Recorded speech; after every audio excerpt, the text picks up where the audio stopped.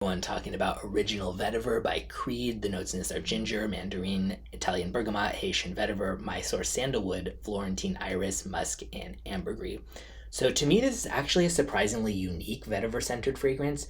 There are obviously so many vetiver fragrances out there, but this one uses kind of a different combination of notes than the typical ones. There's this nice kind of smoky accord to it that's subtle and not too overpowering. Not that I don't love really smoky stuff too, but with a zing from the ginger, but it's still fresh and it's not like too dirty or earthy like some vetiver scents are.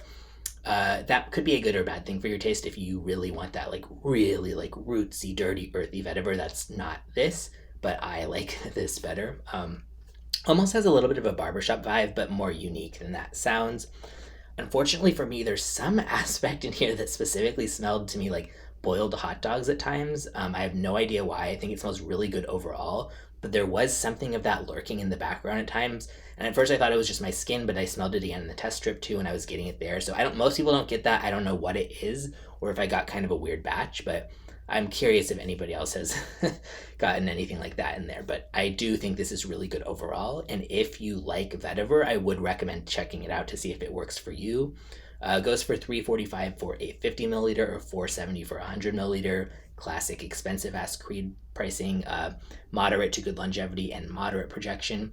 I would say semi unisex, but really more like leaning pretty masculine. And yeah, I'll link in the description where you can get a bottle or sample. And as with anything cheap or expensive, when there's samples available, I always recommend doing that rather than doing a blind buy.